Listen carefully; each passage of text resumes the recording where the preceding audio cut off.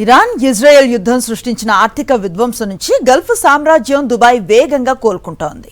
పశ్చిమాసియా సంక్షోభం వల్ల పర్యాటకం, విమానయాన రంగాలు కోలుకోలేని దెబ్బతిన్న మాట వాస్తవమే అయినా కూలిపోతున్న ఆర్థిక వ్యవస్థను కాపాడుకునేందుకు దుబాయ్ పాలకులు సరికొత్త అస్త్రాలను ప్రయోగిస్తున్నారు.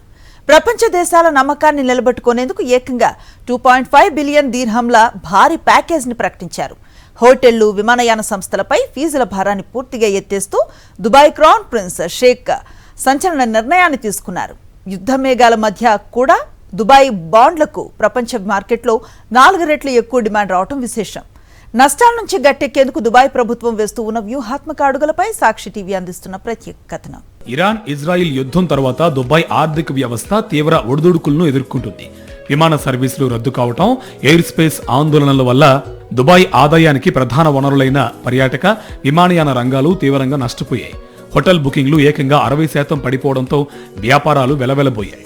అయితే ఈ సంక్షోభం నుంచి వ్యాపార వర్గాలను కాపాడటానికి దుబాయ్ ప్రభుత్వం యుద్ధ ప్రాతిపదికన చర్యలు చేపట్టింది. వ్యాపారాలు దెబ్బతినకుండా, ఉద్యోగాల కోత పడకుండా ఉండేందుకు Dubai crown prince Sheikh bin Mohammed తాజాగా 1.5 బిలియన్ దిర్హాంల అదనపు ఆర్థిక ప్యాకేజీని ఆమోదించారు.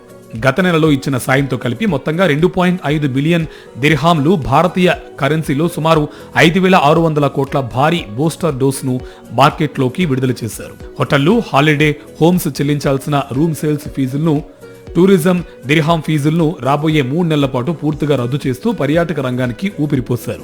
యుద్ధ భయాలతో దుబాయ్ స్టాక్ మార్కెట్ దాదాపు $45 బిలియన్ సంపదను కోల్పోయినప్పటికీ అంతర్జాతీయ పెట్టుబడిదారులకు దుబాయ్ పైన, యుఏఈ ప్రభుత్వం పైన నమ్మకం సడలలేదని తాజా పరిణామాలు నిరూపిస్తున్నాయి.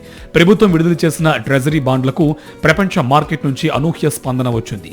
1.1 బిలియన్ దిర్హాంల బాండ్ల కోసం అంతర్జాతీయ ఇన్వెస్టర్లు ఏకంగా 4.74 బిలియన్ దిర్హాంల కోసం బిడ్లు వేశారు.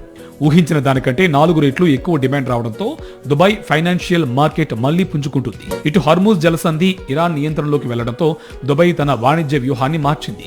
ఒమన్ గల్ఫ్ వైపు ఉండే ఫుజైరా పోర్టు ద్వారా చమురు, ఇతర దిగుమతుల సరఫరాను వేగవంతం చేసింది. ఆహార కొరత రాకుండా కార్గో విమానాల ద్వారా నిత్యావసరాలను తెప్పిస్తోంది.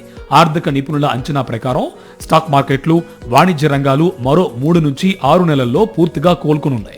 యుద్ధం సృష్టించిన సంక్షోభాన్ని అధిగమించి సరికొత్త ప్రత్యామ్నాయ వ్యూహాలతో దుబాయ్ మళ్లీ గ్లోబల్ బిజినెస్ హబ్ గా దూసుకుపోవడానికి సిద్ధమవుతుంది.